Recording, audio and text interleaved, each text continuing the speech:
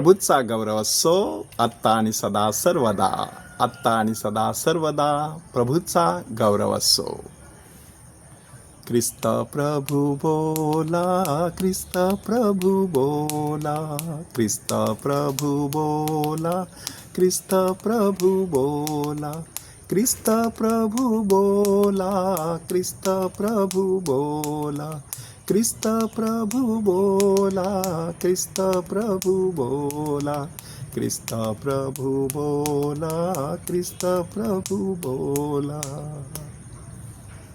प्रभू येशू ख्रिस्ताचं नाव आपल्या कानाला किती मधुर, ओठांना किती गोड, हृदयाला किती आनंद देणारं.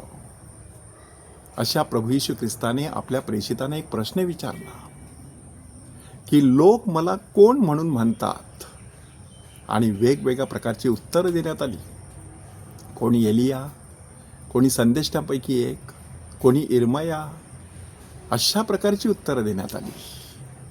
परंतु प्रभू येशू ख्रिस्ताने पुढचा प्रश्न विचारला, तुम्ही मला कोण म्हणून म्हणता. आणि संत पेत्राला जणू काही परमेश्वरानेच दिलेली प्रेरणा, त्या प्रेरणेद्वारे तो बोलला, आपण ख्रिस्त जिवंत देवाचे पुत्र आहात. आणि येशूने त्याचं कौतुक केलं. शिमोन बारयोना, धन्य तुझी, कारण मांस आणि रक्त ह्यानी नव्हे तर माझ्या स्वर्गातील पित्याने तुला हे सर्व प्रकट केलेलं आहे.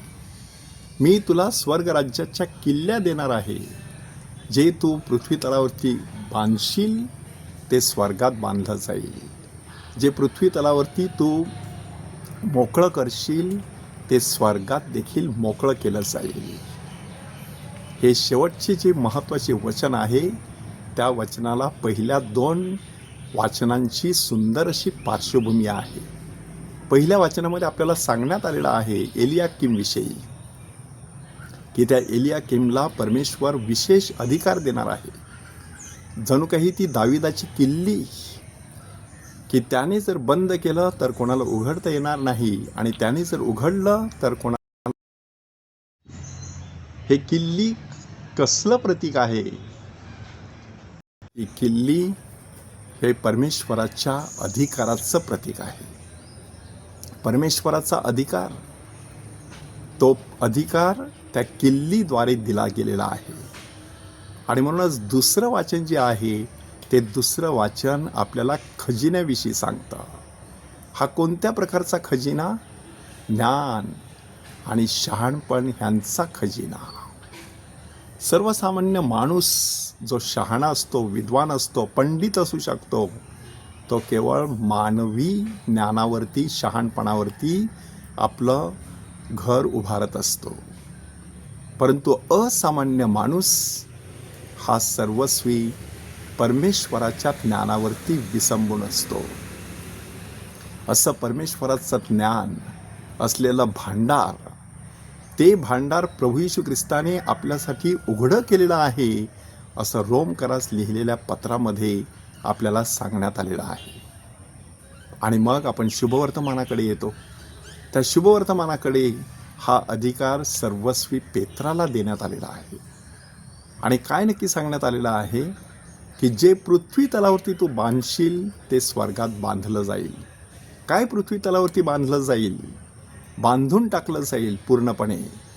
सैतानी शक्तीला बांधलं जाईल. त्या सैतानी शक्तीला स्वर्गात प्रवेश नाही. आणि त्याचप्रमाणे पृथ्वी तलावरती मोकळं केलं जाईल, ते स्वर्गात मोकळं केलं जाईल. की पृथ्वी तलावरती एखाद्या व्यक्तीला बंधनातून मुक्त केलं गेलं तर स्वर्गात देखील त्या व्यक्तीसाठी प्रवेश खुला होणार आहे. आणि ही ताकद कोणाला देण्यात आलेली आहे? पेत्राला देण्यात आलेली आहे. ख्रिस्त सभेला देण्यात आलेली आहे. पुढे मत्तईच्याच शुभवर्तमानात अध्याय 18 मध्ये हे वचन सर्व प्रेषितांना लागू करण्यात आलेलं आहे. बांधायचं आणि मोकळं सोडायचं, आपल्याही जीवनामध्ये आपण ते करत असतो. एखाद्या व्यक्तीला बांधून घेतो, शब्दाने म्हणा किंवा सूड भावनेने म्हणा, द्वेष मत्सराने म्हणा किंवा वासनाग्नीने म्हणा, बांधून घेतो. जोपर्यंत आपण त्या व्यक्तीला बांधलेला आहे तोपर्यंत ती व्यक्ती आणि आपण सुद्धा बंधनात आहोत. परंतु जेव्हा आपण क्षमा करून एखाद्या व्यक्तीला सोडून देतो, शुद्धतेचे विचार बाळगून त्या व्यक्तीकडे निकोप दृष्टिकोनातून पाहतो, तेव्हा ती व्यक्ती मोकळी होतेच, पण आपण अंतर्यामी मुक्त होत असतो. अशा प्रकारचा अधिकार पेत्राला, 12 प्रेषितांना आणि सर्व ख्रिस्ती व्यक्तींना परमेश्वराने दिलेला आहे. असा अधिकार वापरून खरं स्वातंत्र्य अनुभवण्यासाठी परमेश्वराकडे विशेष कृपा मागूया. त्या प्रभूचा गौरव असो, आत्ता आणि सदा सर्वदा. आत्ता आणि सदा सर्वदा प्रभूचा गौरव असो.